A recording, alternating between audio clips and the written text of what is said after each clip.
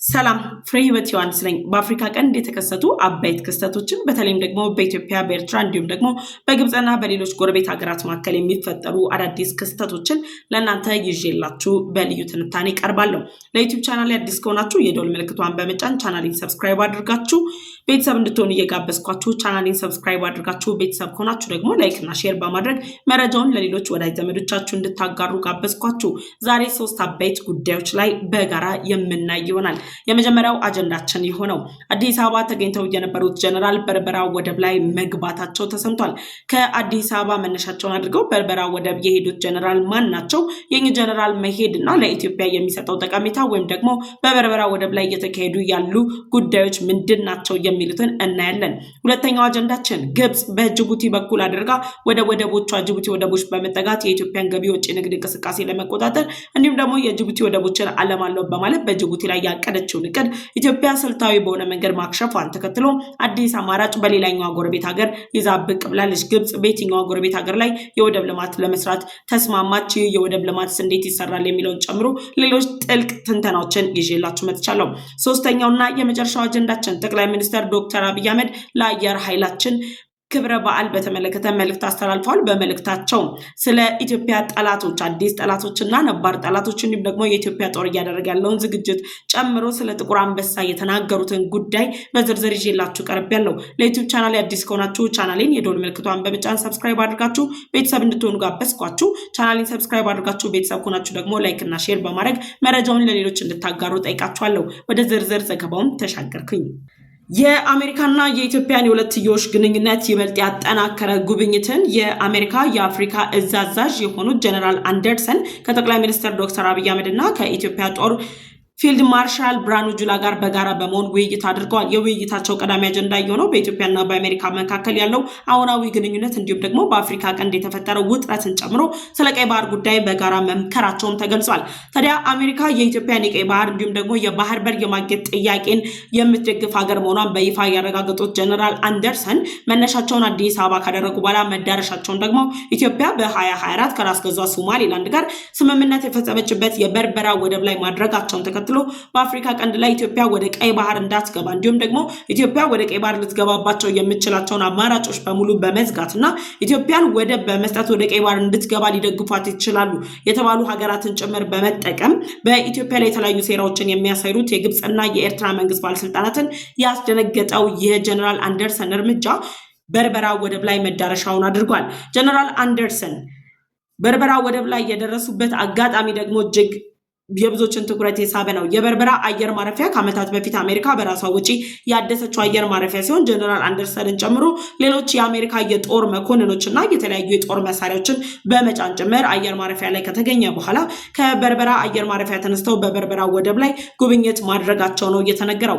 አፍሪካን ፕለስ የተባለ ድረገጽ ይዞት በወጣው መረጃ መሰረትም የአሜሪካው ጀነራል በራስ ገዟ ሶማሌላንድ በርበራ ወደብ አካባቢ ላይ እያደረጉት ያሉት ጉብኝት ለራስ ገዟ ሶማሌላንድ የሉዓላዊነት ጥያቄ እያቀረበችበት ያለችበት ሁኔታ ጋር በማያያዝ ራስ ገዟ ሶማሌላንድ የአሜሪካ መንግስት በበርበራ ወደብ አቅራቢያ ላይ ወታደራዊ ምሽግን ለመገንባት የሚያስችሉ እንቅስቃሴዎችን እያደረገ መሆኑን ተከትሎ በምትኩ የሉዓላዊ ሀገርነት እውቅናን እንደምታገኝ ጭምር ሀሳባቸውን የሚሰጡ የተለያዩ ፖለቲከኞች መኖራቸውን አረጋግጧል።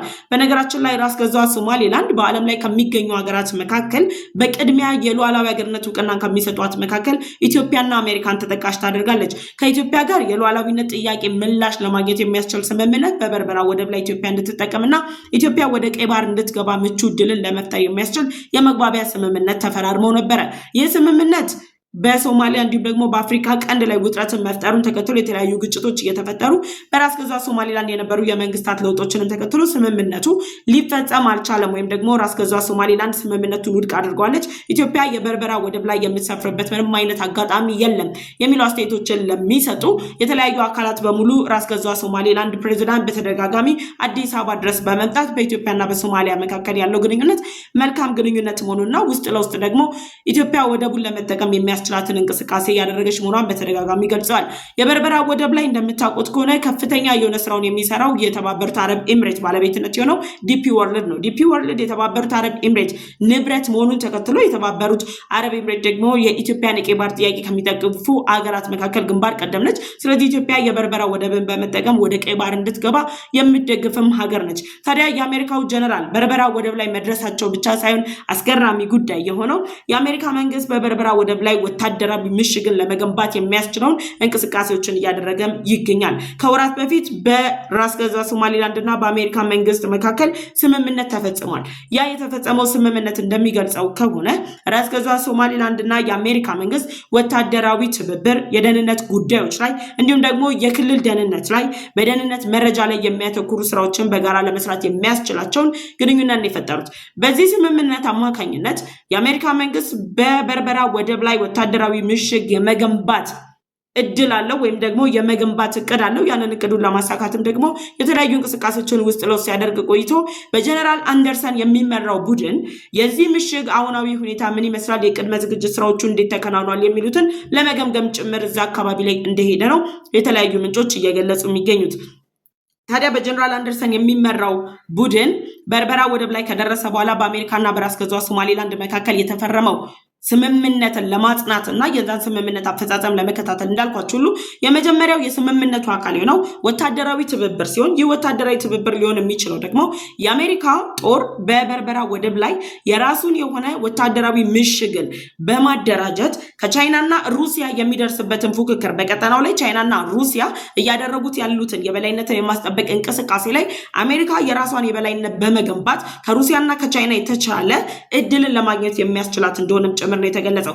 ለዚህ ደግሞ አሜሪካ በአካባቢው ላይ ካሉ ሀገራት በሙሉ ራስ ገዟ ሶማሊላንድን ስትራቴጂክ አድርጋ የምትጠቀምበት ዋነኛ ምክንያት የበርበራ ወደብ ከዓለማችን ከፍተኛ የሆነ ንግድ የሚደረግበት፣ የነዳጅ ምርት የሚዘዋወርበት፣ የባብል አልመንደብ ወሽመጥ አቅራቢያ ላይ የሚገኝ ወደብ መሆኑን ተከትሎ ተመራጭ ወደብ እንዲሆንም ያደርገዋል። ታዲያ አሜሪካ የበርበራ ወደብን በመጠቀም ለባብል አልመንደብ ወሽመጥ አጠገብ የሚገኝ ሁለቱን ስትራቴጂካዊ የሆኑ የዓለማችንን ቁልፍ ቦታዎችን በመቆጣጠር ጭምር ከቻይናና ከሩሲያ የተሻለ የበላይነትን በአፍሪካ ቀንድ ላይ ለመገንባት የሚያስችላትን እድል የሚሰጥም ጉዳይ ነው። ከዛም በተጨማሪ በደህንነት መረጃ ጉዳይ ላይ በጋራ ለመስራት ያስችላቸዋል። ለምሳሌ ከበርበራ ወደብ ላይ በመሆን በሶማሊያ አካባቢ ላይ የሚንቀሳቀሱ የተለያዩ የሽብር ቡድኖች የሚያደርጓቸውን ጥቃቶች፣ የሽብር ቡድኖቹ የሚያደርጓቸውን በቀይ ባህር ላይ የሚያደርጉትን እንቅስቃሴ ጨምሮ የየመኑ ሁቲ በቀይ ባህር ላይ ለሚያደርጋቸው ጥቃቶች ወይም ደግሞ ለሚያደርጋቸው እንቅስቃሴዎች በርበራ ወደብ ላይ በመሆን አሜሪካ የራሷን ደህንነት ከማስጠበቅም አልፋ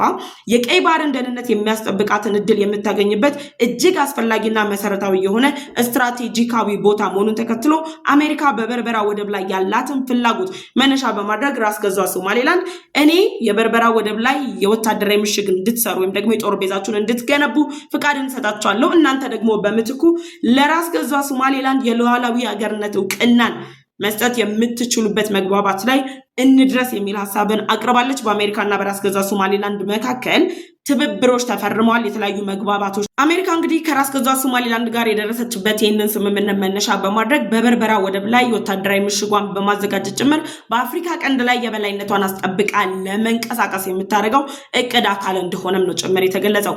ታዲያ የጀነራል አንደርሰን አዲስ አበባ ከገቡ በኋላ ወደ ራስ ገዟ ሶማሊላንድ ያደረጉት ጉዞ በኢትዮጵያና በራስ ገዟ ሶማሊላንድ መካከል የተፈረመው የበርበራ ወደብ ስምምነት ወደ ተጨባጭ እውነታነት የመሄድ እድሉን የሚያሰፋ እንዲሁም ደግሞ ኢትዮጵያ የበርበራ ወደብ ላይ ክንፏን ለመዘርጋት ከጫፍ እንደደረሰች ጭምር የሚያሳይ ነው። ለምሳሌ የሶማሊያ መንግስት እንደሚያነሳው ከሆነ ራስ ገዟ ሶማሊላንድ ከኢትዮጵያ ጋር የደረሰችበትን ስምምነት ተግባራዊ አድርጋ ራስ ገዟ ሶማሊላንድ የሉዓላዊ ሀገርነትን እውቅናን የምታገኝ ከሆነ የሉዓላዊ ሀገርነት አንድነቴን ትበጠብጥብኛለች በማለት ጭምር ሶማሊያ በኢትዮጵያ ላይ ከግብፅና ከኤርትራ ጋር በጋራ በመሆን አብራለች። ከዛ በኋላ ደግሞ የአስመራ ስምምነትን ጭምር በመፈረም በቃል ኪዳን ተሳስረው የኢትዮጵያን የቀይ ባህር ጉዞ ለማደናቀፍ ከፍተኛ ጥረት ሲያደርጉ ከቆዩ በኋላ በመጨረሻ ራሷ ሶማሊያ ግን ለኢትዮጵያ ወደ ህንድ ውቅያኖስ የሚያስገቧት ወደቦችን አማራጭ አድርጋ ማቅረቧም የተነገረው። ታዲያ ጀነራል አንደርሰን አዲስ አበባ ከገቡ በኋላ ከፊልድ ማርሻሉ ጋር ያደረጉት ውይይት ወታደራዊ ትብብርን በቀጥታ የሚያሳይ ነው። ወታደራዊ ትብብርን ከማሳየቱን በተጨማሪ ደግሞ በበርበራ ወደብ ላይ የሚኖር ወታደራዊ ስምሪት አሜሪካ የምታደርገው ወታደራዊ ስምሪት ላይ የኢትዮጵያ አስተዋጽኦ ወይም ደግሞ የኢትዮጵያ ተሳታፊነትን ያረጋገጠ ግንኙነት እንደሆነ ጭምር ነው የሚያሳየው ነገሮች እያሳዩ ያሉት። ፊልድ ማርሻል ብርሃኑ ጁላ ጋር ጀነራል አንደርሰን በጋራ መክረዋል። የመከሩትም በአፍሪካ ቀንድ ስላለው አሁናዊ ሁኔታ፣ በቀይ ባህር ላይ ስለተፈጠረው የሽብር እንቅስቃሴ መግታት፣ ኢትዮጵያ ሊኖራት ስለሚችለው ሚና በጋራ የመከሩት እነዚህ ሁለት መሪዎች በቀጣይ የሚያደርጉት ጉዞ የሚሆነው ጀነራል አንደርሰን መነሻቸውን አዲስ አበባ አድርገው በርበራ ወደብ ላይ ሄደዋል። ስለዚህ በቀጣይ ኢትዮጵያ የአሜሪካ ጦር በርበራ ወደብ ላይ በሚሰፍርበት ጊዜ ኢትዮጵያም የራሷ ሚና ይኖራታል። በበርበራ ወደብ አማካኝነት በበርበራ ወደብ አቅራቢያ ላይ የሚደረጉ የትኛውም የሽብር እንቅስቃሴዎችን ለመከላከልና ለመቆጣጠር የሚያስችል አቅምን የገነባች ሀገር ነች። ካሉት በቀጠናው ካሉ ሀገራት የተሻለ የወታደራዊ አቅም የገነባች ሀገር ነች። የተሻለ ወዳጅነት ወይም ደግሞ ዲፕሎማሲ ከራስ ገዟ ሶማሌላንድ ጋር የገነባችው ኢትዮጵያ ነች። ስለዚህ አሜሪካ ኢትዮጵያን ይዛ ወደ ቀይ ባህሩ መግቢያ የበርበራ ወደብ ላይ ይዛት እንደምትሄድ የተረዱት የግብፅና የኤርትራ የሚዲያ ሰራዊቶች ጀነራል አንደርሰን አዲስ አበባ ገብተዋል። ኦፍ ኮርስ ከጠቅላይ ሚኒስትር አብይ አህመድ ጋር ተወያይተዋል። ከፊልድ ማርሻል ብርሃኑ ጁላ ጋር ተወያይተዋል። ነገር ግን አሜሪካ የኢትዮጵያን የባህር በር ጥያቄ ትደግፋለች የሚል ሀሳብ አላነሱም በማለት ደረጃ አዲስ ዘመቻን ከፍተዋል፣ አንስተዋል። ሰውየው በድፍረት ነው የተናገሩት። ኢትዮጵያ የቀይ ባህር ላይ የተፈጠሩ ሁከቶችን ለማረጋጋት የምትጠቀም ሁነኛ አጋር ወይም ደግሞ ሀገር መሆኗን በይፋ አረጋግጠዋል። የትም አልረገጡም። እንግዲህ የአፍሪካ እዝ አዛዡ ጀነራል አንደርሰን በአፍሪካ ቀንድ ላይ ኢትዮጵያን ሳይረግጡ የትም አልሄዱ። ጀነራል አንደርሰን ገና ከጅምሩ ጀምሮ ሀሳባቸው በአፍሪካ ቀንድ ላይ የጦር ቤዝ መገንባት ወይም ደግሞ ገናናነታቸውን የአሜሪካን ገናናነት ማስጠበቅ ብቻ ቢሆን ኖሮ ኢትዮጵያ መምጣት አይጠበቅባቸውም ነበር። ነገር ግን ጀነራል አንደርሰን አዲስ አበባ ከመጡ በኋላ ከጠቅላይ ሚኒስትር ዶክተር አብይ አህመድ ጋር በቀይ ባህር ላይ ስላለው አሁናዊ ሁኔታ በጋራ ከመከሩ በኋላ ከፊልድ ማርሻል ብርሃኑ ጁላ ጋር ያደረጉት ምክክር ኢትዮጵያ ወደ ቀይ ባህር ለመግባት የምታደርገውን እንቅስቃሴ በይፋ እንደምትደግፍ አሜሪካ ያረጋገጠና ኢትዮጵያ በቀይ ባህር ላይ ያለውን የሽብር እንቅስቃሴ ለመግታት የሚለውን ጨምሮ ኢትዮጵያ አሜሪካ በርበራ ወደብ ላይ የምትገነባ ወታደራዊ ምሽግ ላይ የራሷን ሚና ልትጫወት የምትችል ሀገር መሆኗን በይፋ ያረጋገጡበት መንገድ ነው። የኤርትራና የግብፅ ባለስልጣናት ከዚህ በላይ ማስረጃ ሊቀርብላቸው አይችሉም። ለምንና ኤርትራ አልመጡም? ጀነራሉ ጉዳዩ የተፈጠረው ወይም ደግሞ ውጥረቱ የተፈጠረው በቀይ ባህር ዙሪያ ነው። የባህር በር ያላት ኤርትራ አለች፣ ወደብ ያላት ኤርትራ አለች፣ ሱዳን አለች፣ ሌሎች ሀገራት አሉ፣ ውጥረት ያለባቸው ሀገራት አሉ። ለምን እነዛ ጋር አልሄዱም? ኢትዮጵያ ጋር የመጡበት ዋነኛ ምክንያት ኢትዮጵያ ስትራቴጂካዊ አጋር ነች። በጦርም ብቻ ሳይሆን ኢትዮጵያ በቀይ ባህር ላይ በሚኖራት ሚና ጭምር ለአሜሪካ ስትራቴጂካዊ አጋር ነች።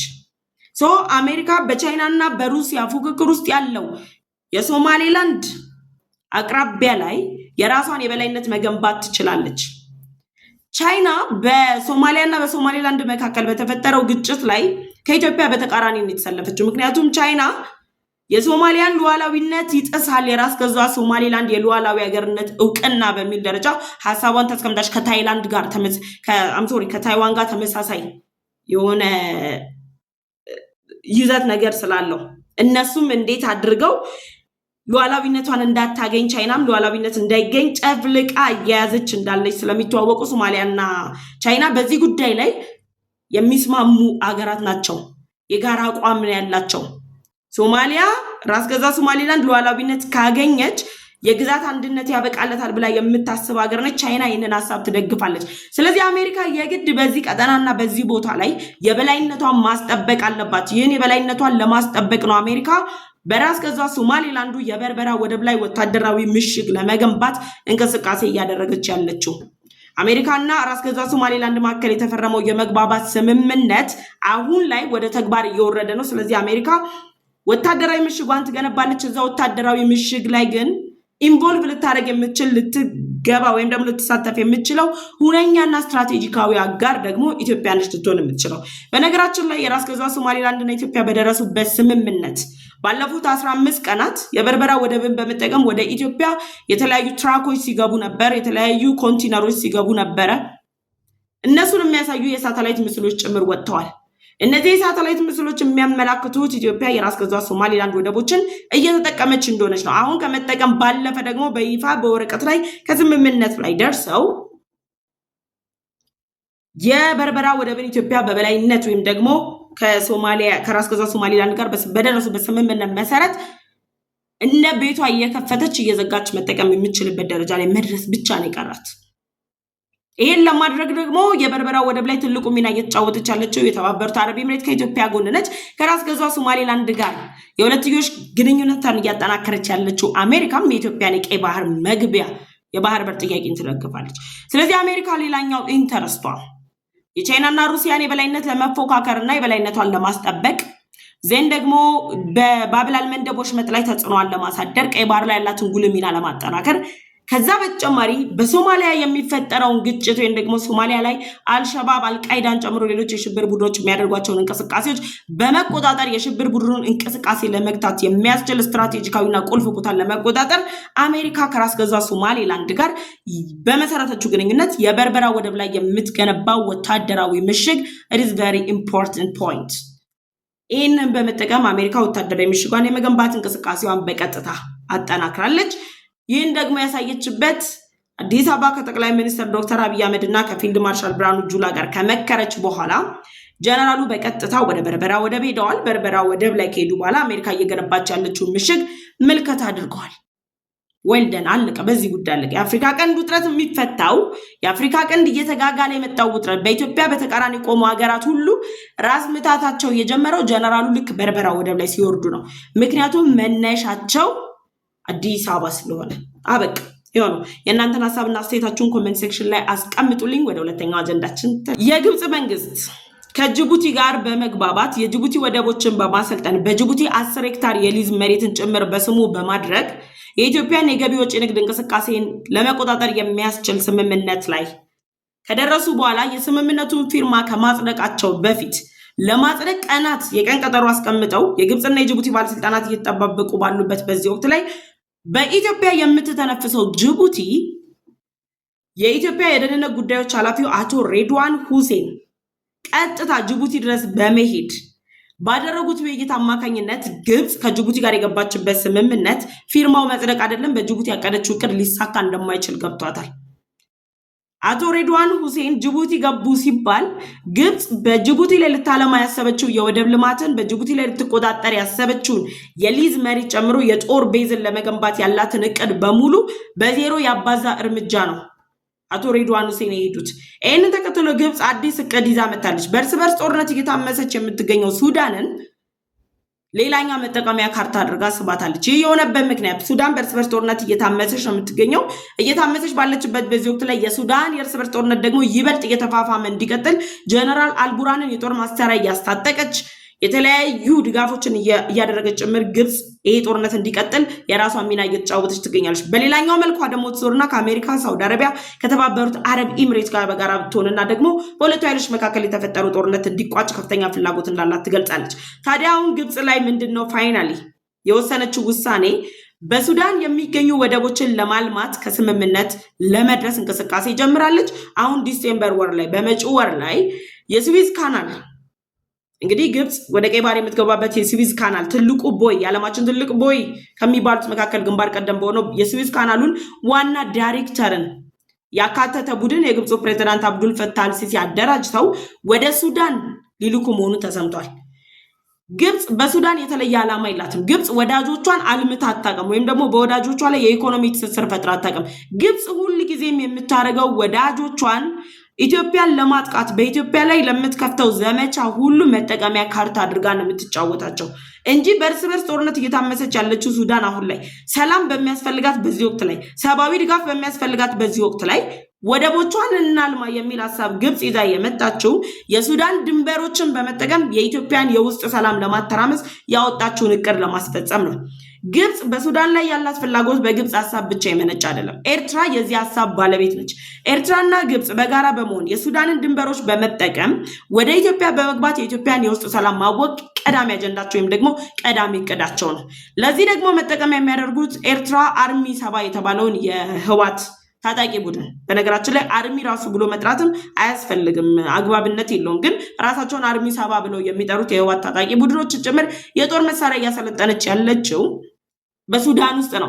ከዛ በተጨማሪ ግብጽ በሁለቱ ኃይሎች መካከል በሱዳን ፈጥኖ ደራሽ ኃይልና በሱዳን ጦር መካከል ተኩስ እንዲቆም ከፍተኛ ፍላጎት ካላቸው ሀገራት ጋር በጋራ በመቆም ይህ ተኩስ እንዲቆም ጥሪ እያቀረበች ባለችበት በዚህ ወቅት ላይ የሱዳንን ወደቦች ላልማ በሚል ሰበብ የምትገባው ከሱዳን ፈጥኖ ደራሽ ኃይል ጋር እየተዋጋ ያለው የጀነራል አልቡርሃንን ጦር በቀጥታ እዛው ሱዳን መቀመጫዋን አድርጋ ከፍተኛ ድጋፍ በማድረግ ጦርነቱን ለማፋፋም ነው። ጀነራል አልቡርሃን መቀመጫውን ፖርት ሱዳን አድርጓል። ስለዚህ ግብጽ ፖርት ሱዳንን ነው የምታለማው፣ የሱዳን ሌሎች ወደቦችን ነው የምታለማው። ወደቦችን የማልማት ፍላጎቷ የጨመረው የሱዳንን የውስጥ ሁኔታ በመረዳት ከፈጥኖ ደራሽ ኃይሉ ጋር የሚደረገውን ውጊያ በማባባስ የጀነራል አልቡርሃን ጦርን ለመደገፍ አለማ መንቀሳቀሷን ተከትሎ ነው። ስለዚህ ግብጽ አሁን ላይ በጅቡቲ ያወጣችው እቅድ አልተሳካም። በጅቡቲ በግብጽ የመጀመሪያው የግብጽ መንግስት የሚያስተዳድረው የመጀመሪያው የምስራቅ አፍሪካ ባንክን ከፍታለች። ደግሞ የጅቡቲ ወደቦችን አለማለው። የጅቡቲ ወደቦች ዘመናዊነት ያስፈልጋቸዋል። ከዛ ደግሞ 10 ሄክታር መሬትን በስሜ ይዛለው ብላ ግብጽ አርፋ በተቀመጠችበት ነው የኢትዮጵያ የደህንነት ጉዳዮች ኃላፊ አቶ ሬድዋን ሁሴን በቀጥታ ጅቡቲ ድረስ በመሄድ ከጅቡቲ የደህንነት ጉዳዮች ኃላፊ ጋር በጋራ በመሆን መክረዋል። የመከሩት ምክክርም በቀጠናዊ ጉዳይ በአፍሪካ ቀንድ ባሉ አሁናዊ ጉዳዮች ላይ ነው ምክክራቸውን ያደረጉት። ይሄ ለግብጽ አይመቻትም። ጅቡቲና ኢትዮጵያ ታረቁ ማለት ግብጽ የጅቡቲ ድንበሮችን በመጠቀም በኢትዮጵያ ላይ የምታደርሰውን ጥቃት ጨምሮ የጅቡቲ ወደቦችን በመጠቀም በኢትዮጵያ ላይ ተጽዕኖ ለማሳረፍ የምታደርገውን እንቅስቃሴ የሚያሳካላት ስላልሆነ አዲስ እቅድ ይዛ የመጣችው የሱዳን ወደቦችን በመጠቀም ሱዳንን ተጠቅሜ ኢትዮጵያን ላተራምስ የሚል ነው። ኦፍ ኮርስ ቀጣይ ደግሞ ኢትዮጵያ ወደ ሱዳንም መሄዱ አይቀርም። ምክንያቱም ብሔራዊ ጥቅም ነዋ። ብሔራዊ ጥቅማችንን አልፎ የሀገር ሉዓላዊነታችንን ሊዳፈር የሚመጣ ኃይል ሲፈልግ በወደብ እያሳበበ ሲፈልግ በልማት እያሳበበ የሁለትዮሽ ትብብር በሚል ሽፋን በኢትዮጵያ ውስጥ ገብቶ ለማተራመስ የሚያቅድን አካል በተጠና ስልታዊ በሆነ ዲፕሎማሲያዊ በሆነ መንገድ እቅዱን የማክሸፍ ስራው ደግሞ እየተሰራ ነው የሚገኘው። በነገራችን ላይ ኢትዮጵያ ከምን ጊዜውም በላይ ዲፕሎማሲዋ እጅግ አመርቂ የተባለ ውጤት ያሳየበት ጊዜ ላይ ነው አሁን ያለ ነው። ስለዚህ ግብጽ ወይ በሱዳን ያወጣሽው እቅድ እንደማይሳካ ለመንገር እወዳለሁ። ግብጽ የሱዳንን ወደቦች አሁን ሱዳን በእርስ በርስ ጦርነት እየታመሰች ባለችበት በዚህ ወቅት ላይ የሱዳኑ መሪ ጀነራል አልቡርሃንን እንደሚደግፉ በይፋ በተረጋገጠበት በዚህ ወቅት ላይ ፈጥኖ ደራሽ ኃይሉ አልፋሻርና ዳርፉርን በተቆጣጠረበት ጊዜ ፈጥኖ ደራሽ ኃይሉ ስጋት አሳድሮብኛል፣ በሱዳን በኩል ስጋት ተጥሎብኛል የሚል መግለጫ የግብፁ ፕሬዝዳንት አብዱል ፈታህ አልሲሲ እና የውጭ ጉዳይ ሚኒስትሩ ባድር አብድላቲ ካወጣችሁ በኋላ ድጋሚ በሱዳን እናልማ ማለት ስጋቱ የት ገባ? የት ሄደ ስጋቱ? ጀነራል አልቡርሃንን በቀጥታ ለመደገፍ ወደቦችን ማልማት አይጠበቅባችሁ። ወደብ እናልማ በሚል ሽፋን ወደ ኢትዮጵያ ድንበር መጠጋት አይጠበቅባችሁም። ስለዚህ የግብጽ መንግስት አዲስ ይዞት የመጣው እቅድ የሱዳን ወደቦችን አለማለሁ የሚል እቅድ ነው። እዚህ ላይ ማሳብ አስተያየታችሁን አስቀምጡልኝ። ወደ ሶስተኛው አጀንዳችን እንሻገር። ሶስተኛውና የመጨረሻው አጀንዳችን ጠቅላይ ሚኒስትር ዶክተር አብይ አህመድ ለኢትዮጵያ አየር ኃይሎች ያስተላለፉት መልእክት ነው። ይህንን መልእክት ይዤላችሁ የመጣሁት በነገራችን ላይ እጅግ የሚማርክ አገራዊ ስሜት ያለው ብቻ ሳይሆን አሁን ላይ ባለው በኢትዮጵያና በኤርትራ መካከል ባለው ውጥረት ብቻ ሳይሆን በአፍሪካ ቀንድ ባለው ኢትዮጵያን መሰረት አድርጎ ኢትዮጵያን ማዕከል አድርጎ ለተፈጠረው ውጥረት ሁሉ ማጠቃለያ ምላሽ የሚሰጥ ነው። ጠቅላይ ሚኒስትር ዶክተር አብይ አህመድ የኢትዮጵያ አየር ኃይል በዘመናዊ የጦር መሳሪያዎች፣ እጅግ በረቀቁ ቴክኖሎጂዎች፣ በስልጡን ሰራዊቶች ራሱን ከማጎልበቱ በተጨማሪ እያደረገ ባለው እንቅስቃሴ የኢትዮጵያን አየር ከማስጠበቅም በተጨማሪ የቀጠናውን አየር የማስጠበቅ አቅምን ገንብቶ በኢትዮጵያ አየር ላይ አይደለም የጠላት ጦር የጠላት ኢላማ ይቅርና ያለ ኢትዮጵያ አየር ኃይል ፍቃድ ወፍ እንኳን እንዳትበር አድርጎ በተጠንቀቅ በቆመበት በዚህ ወቅት ላይ ጠቅላይ ሚኒስትር ዶክተር አብይ አህመድ ያስተላለፉት መልእክት በኢትዮጵያ ላይ ጦራቸውን አቀባብለው ከኢትዮጵያ ጋር ወደ ጦርነት እንገባለን ለሚሉ ኃይሎች ነው።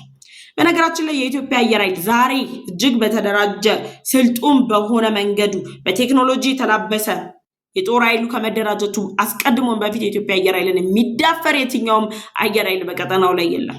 አሁን ላይ ደግሞ ይበልጥ እጅግ አስፈሪ የተባሉ የጦር መሳሪያዎችን ከመታጠቅ ባለፈ ደግሞ የራሳችንን ድሮኖች ጭምር በማምረት የኢትዮጵያ አየር ኃይል ራሱን በአግባቡ ያደራጀ ተቋም ሆኗል። በኢትዮጵያ አየር ላይ ያለ ኢትዮጵያ አየር ኃይል ፍቃድ ወፍ ዝር በማይልበት ቀጠና ላይ የኢትዮጵያን አየር የጥቃት ኢላማ ለማድረግ የሚንቀሳቀሱ ኃይሎች በሙሉ ውርደትን እንደሚቀምሱ ጭምር ነው የምነግራችሁ። ታዲያ ጠቅላይ ሚኒስትሩ ምን አሉ? መዘጋጀት ያለብን ለምናቀው ጠላት ሳይሆን ለምናቀው ጠላት እዚህ ውስጥ እነማን አሉ የሚለውን ኮት ውስጥ አስገቧቸው። ኢትዮጵያ ጠላቶቿን በተጠንቀቅ የምታቅ አገር ነች። ብሔራዊ ጥቅሟን ለማስከበር ከጠላቶቿ ጋር ወዳጅ መሆን ቢያስፈልጋት እንኳን በተጠንቀቅ በመቆም ለምሳሌ የ2018ቱ ከኤርትራ ጋር የተደረገው እርቅ ኤርትራ ዛሬ ላይ ዞራ ኢትዮጵያን እንደምትወጋት ግምት ውስጥ የገባ አይነት ግንኙነት ነበር። ሰላማዊ ስምምነት ተፈርሟል። ነገር ግን ኢትዮጵያ ድንበር ላይ በተጠንቀቅ ጦሯን አሰልፋለች። ስቲል አሁን ድረስ የኢትዮጵያ ጦር በተጠንቀቅ ድንበር ላይ ነው ያለው። የዲፕሎማሲ ጥሪ እየተደረገ ባለበት በዚህ ወቅት ላይ 2018 ስምምነቱ ሲፈረም ከድንበር አካባቢ የኢትዮጵያ ጦር አልተነሳም። በድንበር ላይ በተጠንቀቅ እንደቆመ ነው። ኢትዮጵያ ለምን መዘጋጀት ያለባት ለምናቃቸው ጠላቶቻችን አይደለም። የኤርትራን ጦር እናውቀዋለን። አቅሙን ያውቃል የኢትዮጵያ ጦር።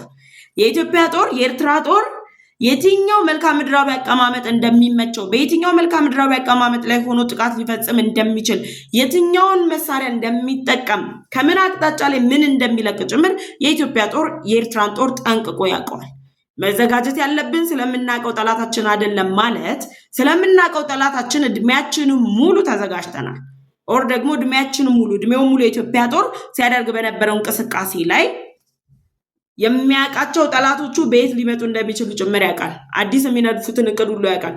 አዲስ የሚነደፈው እቅድ ከቤዝመንቱ ነው የሚመጣው፣ ከመሰረቱ ስለሚመጣ የምናውቃቸው ጠላቶቻችን መዘጋጀት። ለማናውቃቸው ጠላቶቻችን ነው የምንዘጋጀው። ማናውቃቸው ጠላቶች አዲስ ከተፈበረኩ ነው። ለምናውቀው ጠላት አንደነግጥ። ይሄው ነው እንግዲህ የኢትዮጵያ አየር ኃይል ለሚያውቀው ጠላት አይጠነቀቅም ሳይሆን አይዘጋጅም። ኦልሬዲ ተዘጋጅቷል። ለማናውቀው ጠላታችን ግን እንዘጋጃለን። ኮዝ ከየት ሊመጣ እንደሚችል ምንም እንደታጠቀ ስለማናውቀው እሱም ጊዜ ነው የሚወስደው እንጂ የኢትዮጵያ ጦር ያንንም በአግባቡ ተረድቶ በማወቅ ለማያውቀው ጠላቱ ራሱ በአጭር ጊዜ ውስጥ በተጠንቀቅ መቆም የሚችል ጦር ነው።